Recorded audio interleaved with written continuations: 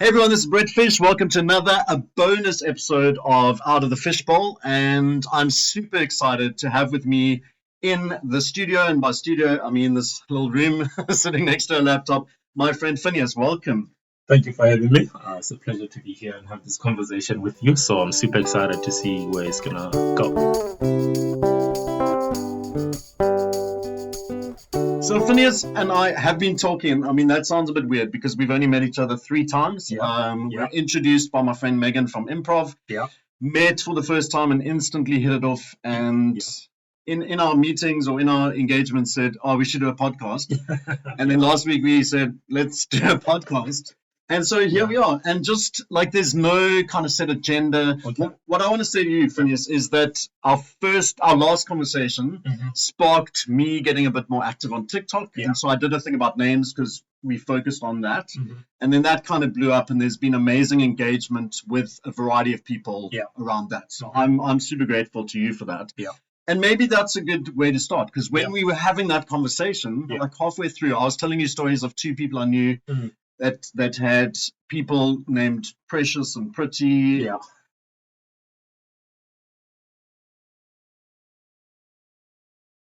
Precious isn't right, but 2 English-sounding names, and interrogated those and found out they had real names. And then you dropped the bombshell in the middle of that meeting that your name is not Phineas. Yeah. No, it's not. And I mean, Phineas is my father's name that I never met. So I don't really have a deep connection with it apart from trauma.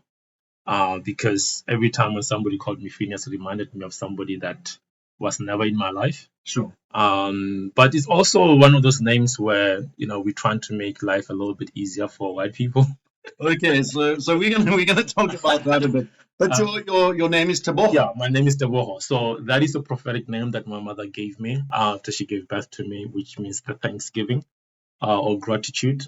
Because when she conceived me, she struggled first to have children. Sure.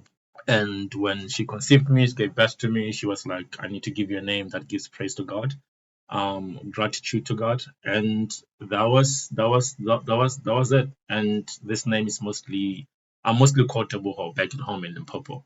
Okay. So when I'm called Teboho, I feel more at home than I am when I'm called Phinius. Okay. There's a couple of things I want to pick up right there. The first is, you mentioned that being called Phineas, there's a trauma attached to that, which we didn't talk about last time. Yeah, no, we didn't. And so that makes it even more strange. Strange feels nice, because I know you work in a church space, and I know that in that space you're called Phineas, right? And it's not just a neutral thing of I'm using this name to make it easier for people. When they call you Phineas, there's a trauma attached. Every single time your name is said. Yeah, I mean, I hated the name in high school. Whenever teachers called me Phinius, I was like, I don't like being called Phinius, because again, it triggered a lot of trauma. Which now I think I've gotten to like the name per se, because of Phineas and Ferb per se, the Phineas in the Bible.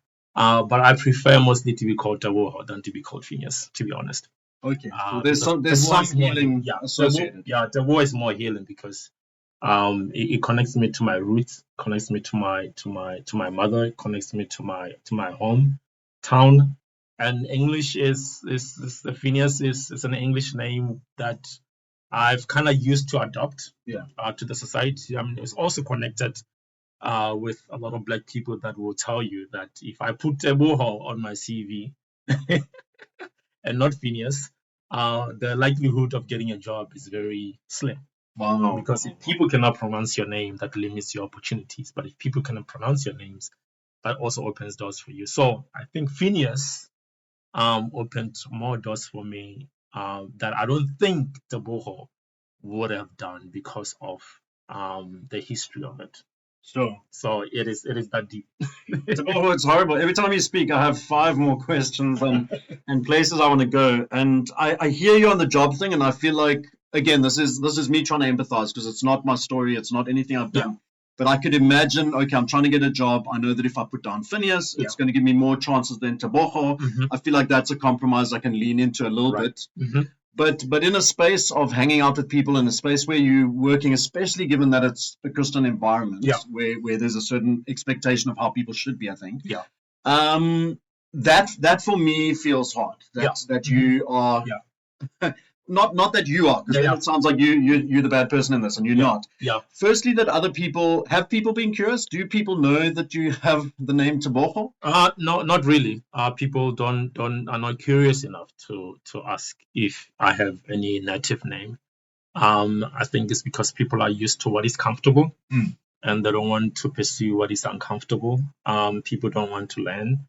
But it is if I hang out with a lot of people from back at home, which I don't have here, and I'm called Teboho, maybe people will be a little bit more curious. Yeah. So I wouldn't say I totally blame it on other people. I think the environment, unfortunately, enables us, mostly as Black people, to adopt and to survive. And in order to survive, we have to make life a little bit difficult for ourselves and a little bit easier for other people. Yeah. And it's a hard one. We don't come into spaces as we are. We come into spaces as we expected to be. And that kind of is hard because it can't be authentic, to be honest, because the spaces that I'm in there are parts of me that can be accepted, and there are parts of me that cannot be celebrated. It's the whole thing of being tolerated and not be celebrated per se. I should be taking notes because I wanted this to be organic. I wanted it to be fresh. But every time you're speaking, there's just journeys that we need to take. So we're definitely going to need a part 2 for this. Yep. I really want to get back to something you said now, but before that, I did a video on TikTok the other day about somebody I met whose name was Mlungi Saleli. Little bit complicated. It took me a while to get my tongue around that one. Yeah. Teboho, not that difficult. Yeah. So when you introduce it, this is my easier name for white people. That's like you have to have the word lazy in brackets because a lot of the time it might be ignorance and people don't know. And if you introduce yourself as Phinius, okay, there's space for people to maybe miss. I missed that with you. So I need grace for that. Or I would like grace for that. And it's almost ridiculous. Like I felt bad in that conversation that look at me, I'm informed about this stuff. It's like, no, dude, you haven't even asked mine. So that was a shame. That was a shame moment for me, for sure. I mean, I got to a point, even Teboho, I translated it to gratitude. Yeah. Again, to make it easier for white people. Yeah. There's some names where that's a thing. Like once we get into clicks, once we get into sounds we're not used to saying. Yeah, but let's do some more work there. But a name like Teboho, like it's bottom level. It's easy. White people really need to come to that point. It can be very easy if people start to learn other people's languages apart from English. Because I mean, we learn English. Why can't you learn to say hello in my own language? And that what people don't realize is that when you learn Black people's languages, it deepens your relationship with them. Yes, very deeply. We feel like you are part of us. We feel like it's not just a name. When you call me by my name, you're telling me that you see me. Yes, that's Salbona, right? Exactly. You see my humanity. You see who I am.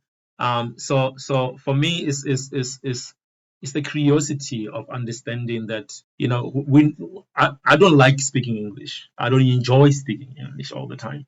But like I said, we speak English, most of us, to survive. But there's parts of me that you will never see when I'm not speaking English.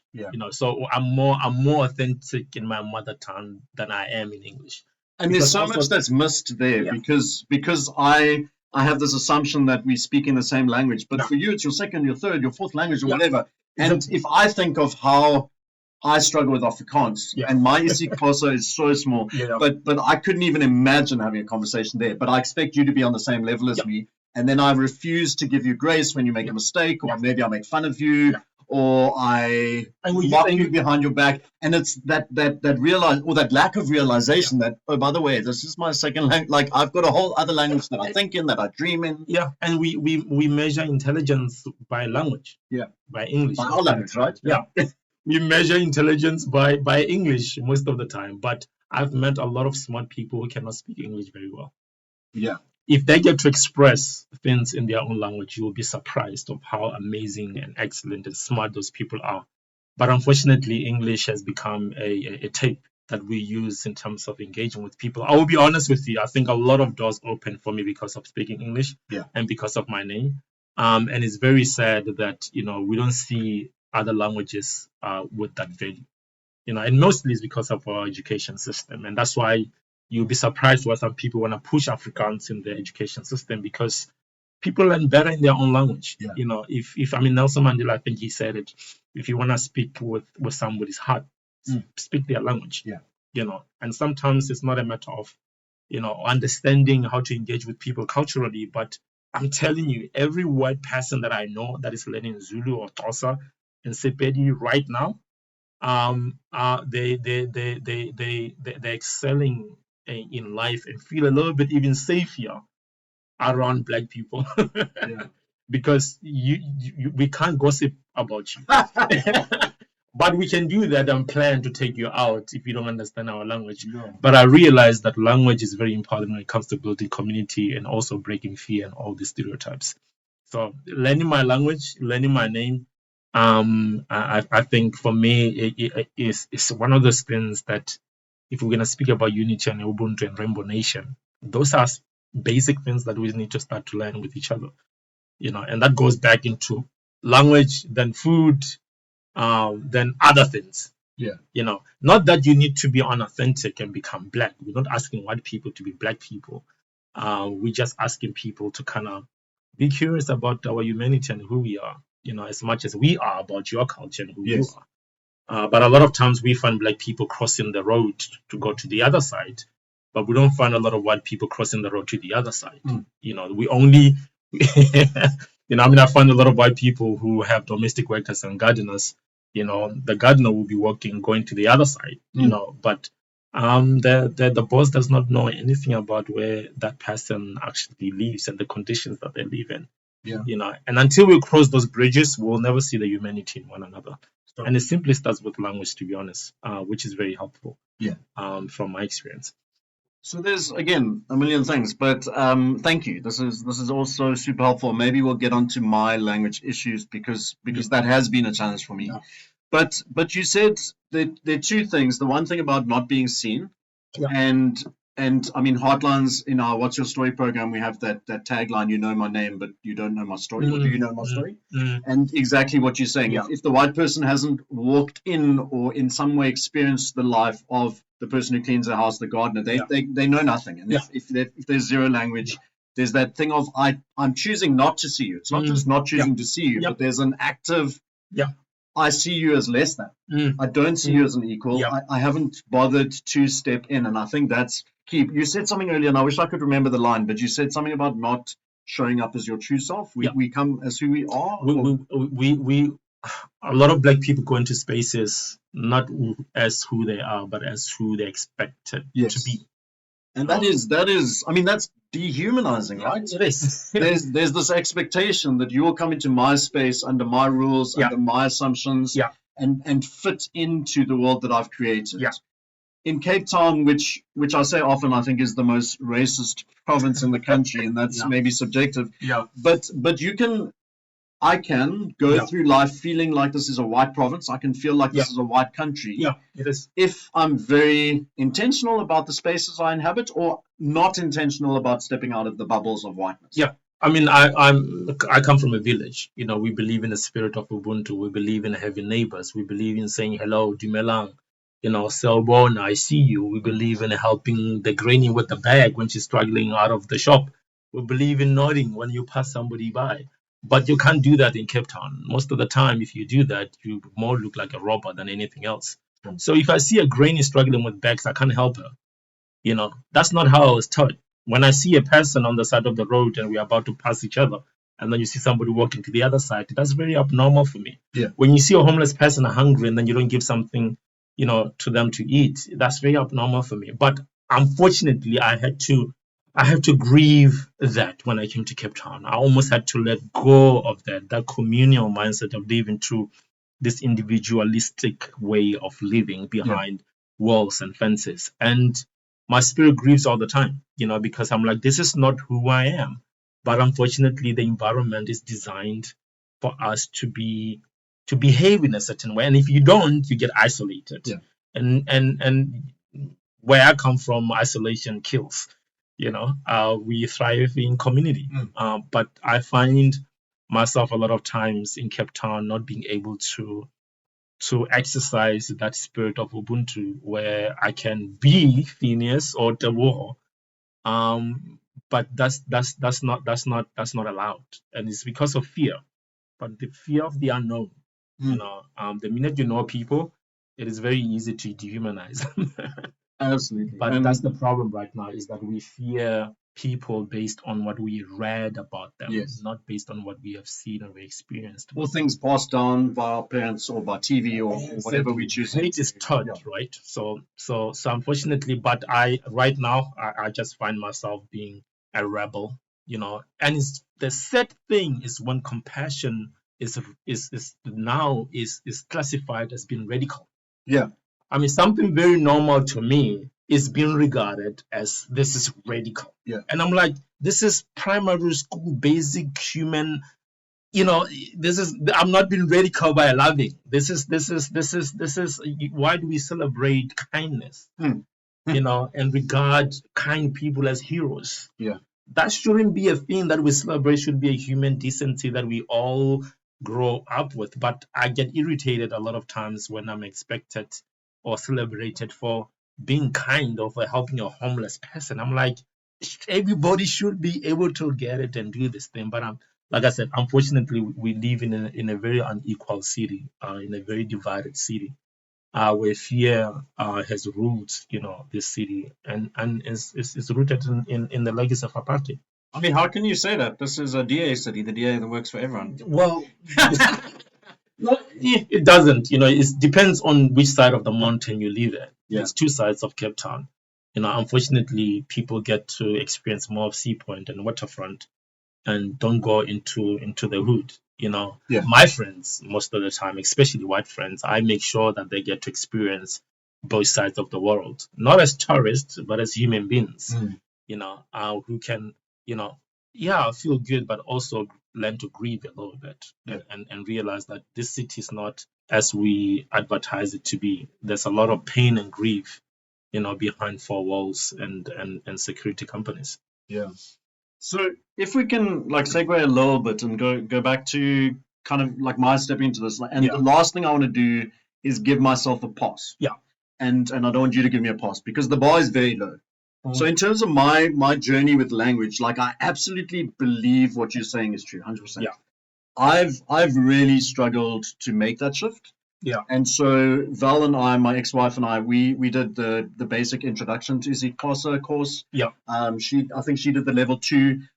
She was working in a space where she got to practice a lot of the stuff. Okay. I was working at home where I was very isolated, and that felt really difficult. Yeah. Yeah. And there've been times since then that I've come back. I've tried. There were apps that I was using. Apparently it's on Duolingo now, so I'm looking at that because it wasn't at the time. There was an app that gave me a lot of language. I forget the name, but didn't really I knew a lot of words, but it wasn't. My mother told me to download that app, so I need to get it after this.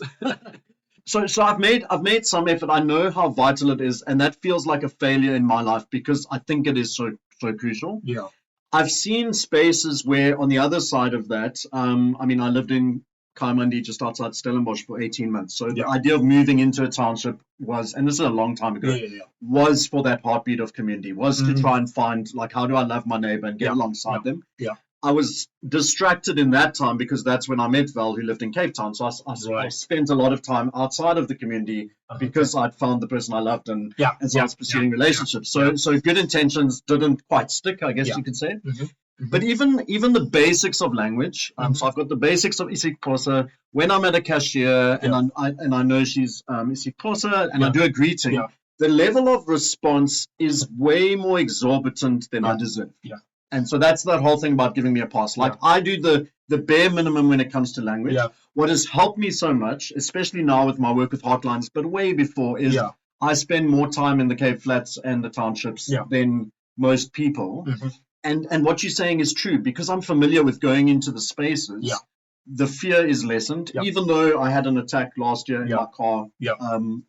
In circumstances that haven't defined going into those spaces for me. And so when you see it, when you're around people, especially in kind of STO, which was Student Christian Organization times, we had joint conferences, and so singing together in different languages, I found it a lot easier to grasp the language of songs. And so, and that was something that really helped me see people, really helped me step towards. Yeah. I was on a board for SEO actually for a couple of years. I've just stepped off where I was the only white person in that space, and I loved that. Yeah. And in meetings, there'd be moments where they'd go into Zikosa, Yeah. and I wouldn't understand it, and it's like, that's fine. Yeah. Yeah. This is not my space. Yeah. And I loved that they felt the freedom to do that. Yeah. So there's a sense of, I'm 51. I Yeah. struggle with language in general. Yeah. I'm now married to an Afrikaans woman, Amanda. Yeah. And so, well, Afrikaans is pretty shoddy, but You know what her name means? her name means Amanda. Amanda. I mean, Amanda is power, right? Yeah, yeah. So is it close to that? Yeah, it's kind of close to it. It's kind of close to it, but it will be interesting to find out what it actually means. Okay. But because the difference is the L there. Yeah. Yeah. But it's an interesting name. Amanda. So if you take away the L, you take away the leadership, power, up leadership. Maybe somebody did. Who knows? Just to make it simpler. Yeah, but and I don't even know. I'm not asking. Like I say, I don't want to pass for that. But it's just kind of sharing that I've found it hard. Like as somebody who's not good with languages, who's made some level of effort. Yeah. And I've seen how key it is, and I've seen how somebody's just physical demeanor changes when even just greeting, because there's that moment of I see you, and I can't do better than that. Especially There's that moment of you took the time to lean into my world. Especially people who often don't feel seen. Waiters often don't feel seen. Yeah. Janitors don't always feel seen. Homeless people don't always feel seen. So just saying thank you in their language, or saying hello in their language, or saying please in their language, as a white person, I'm telling you, that can change that person's day. Because that also changes how that person sees white people. Because remember, we are wounded. Yes. So a little bit of kindness from a white person in their own language, it's a little bit of, like a hug. Yeah. A soul hug of, hey, not every white person is actually racist or see me just as a worker. Sure. They see me as also a human being who can live with them, not just work for them. Yeah. So for me, never underestimate the little things that you do, because for us it's all about the willingness to learn. Even if you don't say the thing properly, but the willingness to learn speaks louder than words for us. Yeah. Even if you get it wrong, we will teach you. I mean, we try to teach a lot of white people how to dance. For us, we don't care if you miss the beat. The fact that you're trying, that's the most important thing for us, that you know what, and we'll celebrate you for that. We'll welcome you into our space for that, because we're like, this person is really trying, because we also know what it looks like to try and fail. Yeah. Trying to be like white people, but we stopped trying to be like white people because we realized that we can't. So I think for us, it's we're not asking white people to be black people. I think what we're asking people is to see. And part of seeing is come and eat the same food that we eat. Come and speak the same language that we speak. Come and dance. Be part of our fellowship. If like in worship, you see it sometimes this in church where there's an African song, or a Sotho song or a Xhosa song. There's that mixture. But unfortunately, I'm a photographer, so usually when that happens, I watch, and you see white people struggling, but trying, they're struggling, but they're trying. And that means a lot to us. I remember there was an old man in our church. Every time when there's a Zulu song being sang, he would do his dance, Nelson Mandela dance. And every time I looked at him, I smiled, because I was like, wow, this is for me to witness that as a black person. It changes the way I see white people, because sometimes we paint everybody with the same brush, which is not fair. Yeah. And I think it's good to see that's a start. So it is a good thing. It is a positive. Yeah. It's not end game. No. There needs to be more. Yeah. What's come out now? For me, I just want to say, don't allow white guilt to drive you into that space of trying too much, because for us, we're not interested in, we want you to come authentically as a white person who's trying to learn who we are, not as a white person who's trying to change who they are in order to be accepted. I saw a post the other day, and I feel like even as I'm thinking of it, it might have been you, but somebody was saying, maybe not, but somebody shared a post that said, don't love people out of guilt, or don't help people out of guilt, help them out of love. Yeah. And that's exactly what you're saying. Yeah. For me, white guilt has never been a thing, but I think it's helpful to speak about it. Yeah. Because a lot of white people are kept out of this conversation because they think, oh, you want me to feel white guilt. Exactly. And I see it as, it probably feels the same way, but conviction or responsibility. Yeah. So white conviction, I feel bad and I want to do better because I know there's a better way, but it comes out of a good motivation of love. White guilt, I roll up into a ball, I hide in the corner, I'm so bad, woe is me, I can't make a difference, I can't change. That's unhelpful to anyone. It's not. And black people can see that and manipulate that. Okay. You know, if we see that you're a wounded white person who struggles with white guilt, we can exploit that out of you. So it's very important that a lot of white people are aware that, you know, white guilt should not be a drive when it comes to doing good works towards black people. We're not asking for none of that, because that puts us in a place where we know how that feels like. You know, it's like we don't want you to be that, because we know how exhausting it is as well. So we want people to show up as they are, you know, with all their flaws and everything. Sure. And learn and be teachable. You know, because it's okay to say sorry and try again. You know what I'm saying? Because we know how uncomfortable it is. You know, we know, black people know how uncomfortable it is to go into spaces. I mean, in Cape Town, sometimes you'll go into a restaurant and you're the only white black person there. It is very uncomfortable. Only white black person there. and when we see one of us, we like, you know, because a lot of what we see is black people who are working, but we never see a black person sitting and enjoying the space. It's always us working, you know, and not us enjoying it. And I think we're trying to shift that we belong everywhere with everyone. But it takes a very deep identity thing to walk into a space and know that you belong. You know, and I think that's such an important thing for white people to hear, because, and with a lot of these things, I never experienced that, and so I don't think about it. So I don't see you experiencing that. And I'm not talking necessarily me, because I've been trained to start to think about these things. But as a white person, because I typically won't walk into a space where I'm the minority and see all black people enjoying themselves and all the white people are in service positions, I'll never walk into that. Let's be honest. It's hard for me to empathize that someone like you, every time that's your experience, or most times that's your experience. That's and if I'm not seeing that that's your experience, why would I want to change? Why would I need to change until I can? And it's the whole thing of know my story, like pause. And I feel like I want to cover all the topics on this thing, and we shouldn't do that. But I definitely want to get back to the curiosity we touched on, because you've been speaking about identity, you've been talking about being seen, and making steps, learning the language. I don't even think is the first step. I think that curiosity is the first step.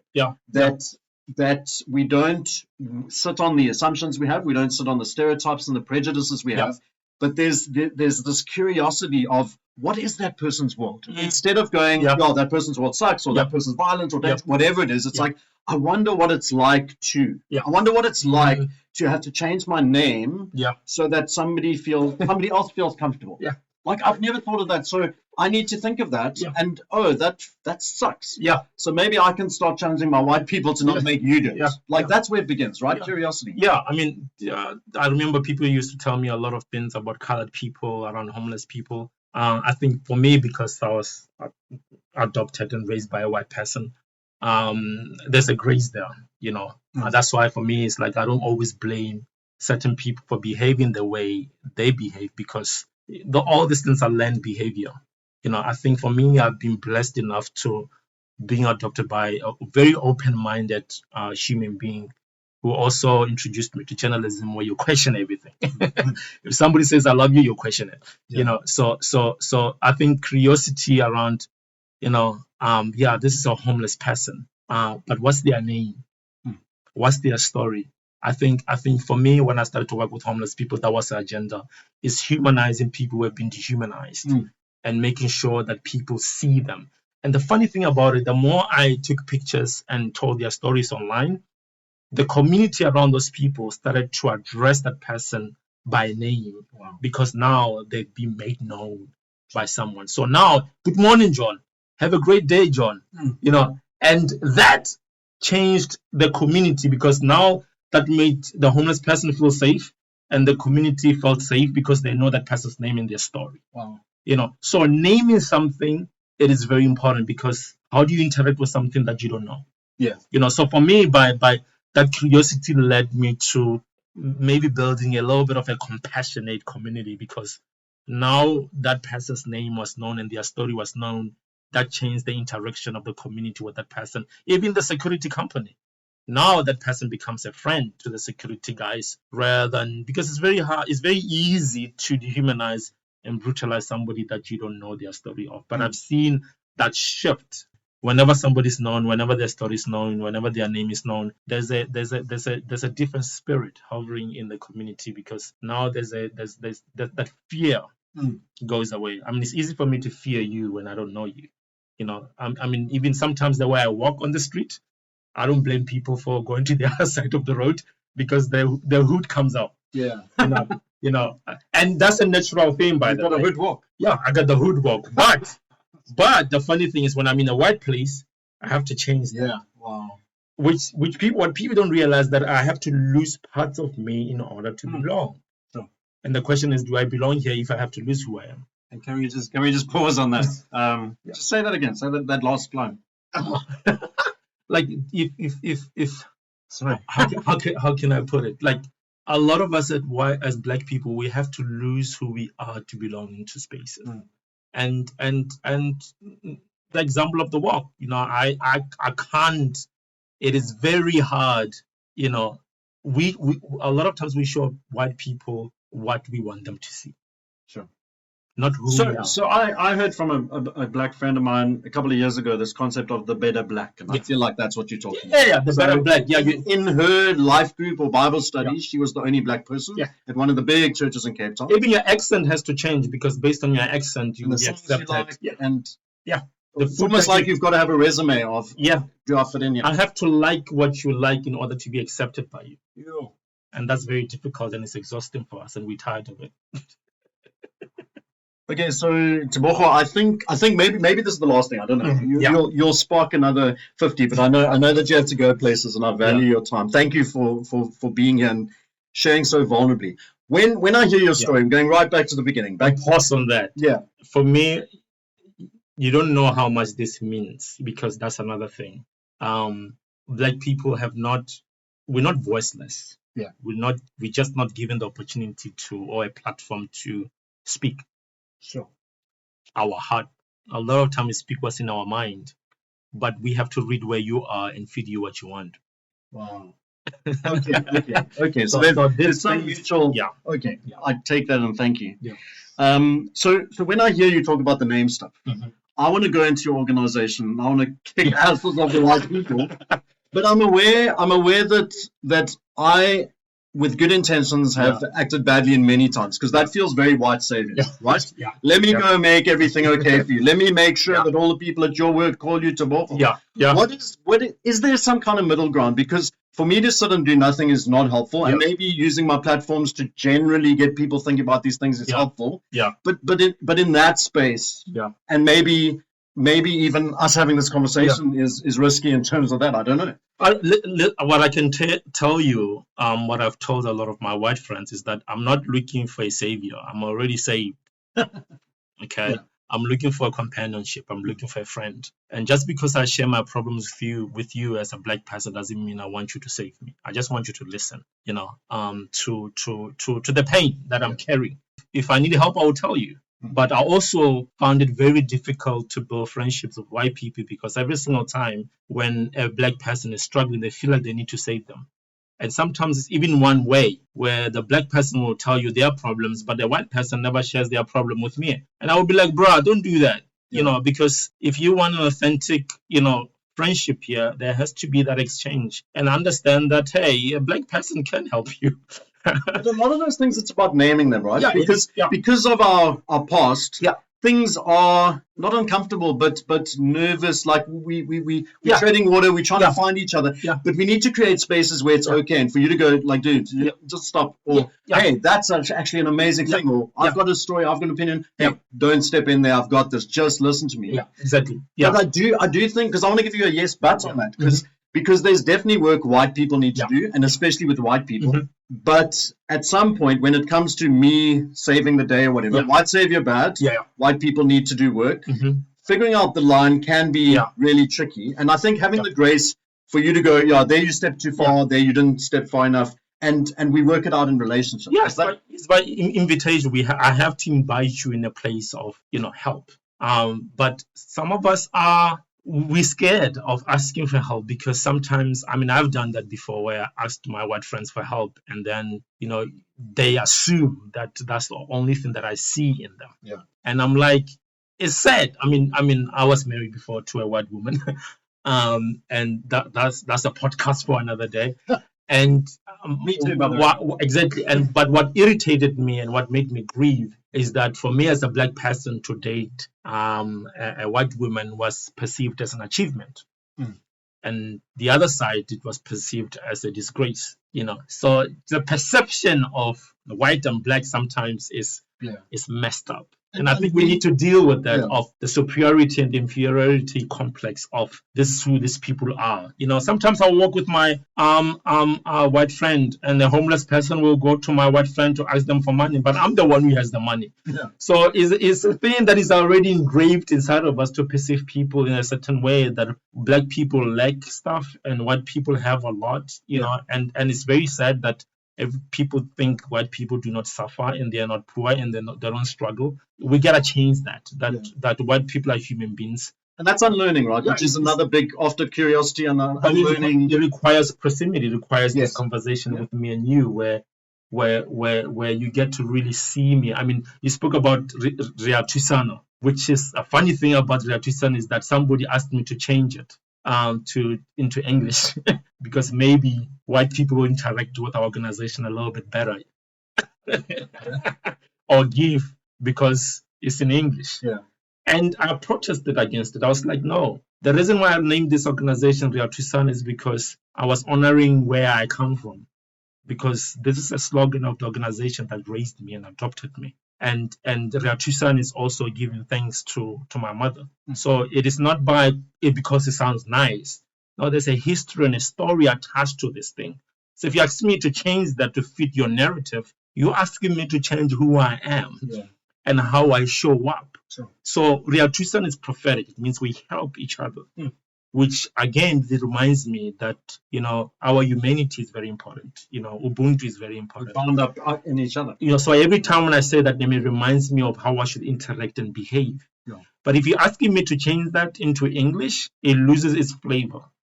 And for me, I don't want to do that. And that's why I'm telling you right now that there's a lot of things as black people we need to change in order to adopt and live in a white spaces, which is very sad. But it's also because the other side is not willing to learn the importance of our language. Because like I said, I think for us, English is very simple. And it is, if I say something in my language, a proverb is deeper than I would say it in English. Yeah. But English will water it down, which ends up losing its meaning. So I think for me is proximity. Proximity is huge when it comes to building that bridge of seeing each other as human beings. And language. I can't be angry in English. If you want me to be angry, you will see it more in my language. Yeah. Where my hands and gestures and saying the click. Like, why did you say the click? It tells you a lot, but you have to learn and understand what it means. If your wife says that to you, you should ask her, did I do something wrong? So there's a lot of meaning to names. Yes. And I think for me, I will encourage every white person to really be curious, man. Yeah. Curious about what they were taught and question what they were taught about other people, because we are not who you were told we are. No, we are not who you were told we are. We're not. I love that. And this closeness is what's gonna open your eyes, and heal. Yeah. And heal, because we are all wounded, and it's gonna take proximity between a white and a black person to sit together at the table and have this conversation. Yeah. and heal together, because white people are as wounded as black people and colored people. But we will never heal in isolation. Sure. Issues of racism, all these issues in our society, we will never heal them with our own group, gossiping about black people or gossiping about white people. We have to sit at the same table and grieve. Yeah. Because until we grieve, we won't heal anything. And I think let's close with this point. That's amazing, and I want to close with the word proximity, because I think that's key. Yeah. But just before we came on, when you arrived at my house, we were chatting. We were speaking, like you mentioned a thing about kind of white people have suffered from racism as well. Where there's this idea that we're racist towards black people, all the suffering happened there. Yeah. But the way I see it, the way I understand what you said, is I lose something in my humanity when I diminish you as a human being. Is that what you're talking about? Yeah. We dehumanize ourselves when we dehumanize other human beings. Yeah. We don't realize that. That is what you say to me says a lot about you than it says about me. That's why for me, I have pity. I have compassion for people who mistreat me, because I'm like, there must be something off in your cup, in your head, for you to treat me like that. So I'm not gonna meet you with an eye for an eye. I'm gonna give you a hug, you know. And I remember I did this with one woman in Muizenberg who was against me, and she kept on yelling on my face, and I kept on saying over and over again, "Are you okay? Are you okay? Are you okay? Are you okay?" Because in that moment of aggression, I could feel the pain in her tone, you know. And the more you read into it, I realized that she was mistreated by black people, and now she's treating me like those people, you know. Oh, my brain. You gotta have so much empathy to get to that spot. And then I realized you were projecting, but again, for me, it's the privilege of understanding trauma and understanding the Christian side of, you know, what God called us to do towards those who persecute us. But it doesn't mean my compassion and my Ubuntu is a permission for you to do whatever you want or say whatever you want. There's a line, you know, of boundaries that shouldn't be crossed. But there's compassion, because I think 90% of what people do to us has nothing to do with us but them. And if we could just put a mirror in front of them and say, hey, just look at yourself a little bit and tell me if what you're seeing is nice or not, you know, that will change a lot. Teboho, I'm going to give you a moment. I'm going to give you the final word, but just to say thank you. This came out of nowhere in a sense. Like, it wasn't hugely planned. Yeah. We just said, hey, let's actually do that thing. Yeah. I feel like there should be more. I'm hoping there's going to be more. Yeah. And what I'll take out of this, which is something I know, but I think has just kind of echoed through everything you've said, is this idea of proximity, of sitting at tables together, of being curious, of unlearning, of doing the work. And that goes for not just white people. But out of the Fishbowl, final words for this bonus episode. What would you want kind of a white audience to hear, or a black audience? Like, what are the final thoughts that you have? I think what I will say is proximity breaks fear and breeds connection. If we want to live in society in harmony, we have to learn and understand that we can coexist if we learn from each other and know that we both have something to give and we both have something to learn from each other. I mean, we do this with our community dinners in Muizenberg and in Wynberg, where we invite the housed and the unhoused to sit at the table and enjoy a meal and get to know each other. And I will tell you this, the people who live in houses who come to those community dinners have a different interaction with homeless people, because now they know their name, they know their story, they can greet them, they feel safer around them, you know, they don't have to give them money, you know, the thing that they give them is friendship. And that's the best thing that you can give any homeless person on the street, because what is home? Home is community. You know, home is community. If you want to heal homeless people from homelessness, create a community, create connection, create friendship. So I've seen what proximity can do and how it can change society. And I will encourage that, you know, get to know your gardener, get to know your domestic worker, get to know the people that work for you, you know. Have lunch with them whenever they're having lunch. You know, have lunch with them and sit down with them and be at their level and ask them questions. How's their family? You know, because some of them we show up to work grieving, but we can't tell you. You know, we will not tell you. You know, we will show up to work late in the rain for a paycheck. But the reality is that we are wounded people who are trying to survive. So I would encourage that, be curious. And for my black brothers and sisters, let's be open. You know, because it's also, I will say, it's very difficult for us to allow black, white people into that space, because we were taken advantage of at some point. Yeah. And now we're very guarded, and we're not that open, and we are learning. But you can only meet people as deeply as they've met themselves, so I can only go as far as you allow me. Yeah. So there has to be an invitation at the table, and that's the thing with black people. We will not come unless you invite us. Teboho, my friend, thank you for responding to my invitation. I know where to find you, and I don't know that you necessarily want a whole bunch of other people to find you. But if you do, is there a place where people can find you, follow you? You post some amazing. I really love your posts on Facebook, for example.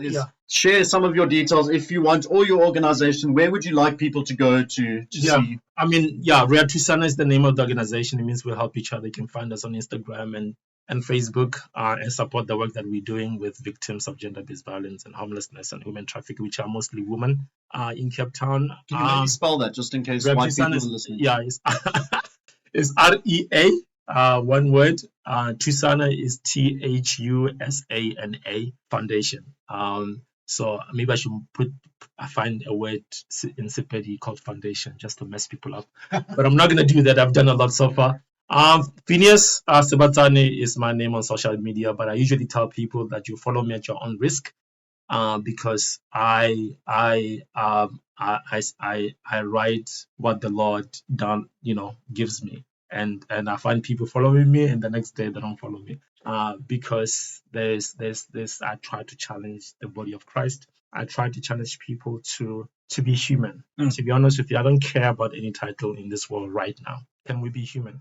No matter what title and how much money you have. And I think that's the challenge in this world right now, that we see each other, as human beings. And yeah, you can follow me, read some of the things that I post, but just be aware and come with an open mind. And let's engage, and let's disagree. Yes. Let's disagree respectfully and still see each other as human beings after those disagreements. So yeah. I think if my podcast had a tagline, it would be more human, because that's really what Out of the Fishbowl is about. So Thank you for hanging out. Thank you for giving us a lot to think about. And we look forward to the next one. Yes, sir. Cheers, my friend.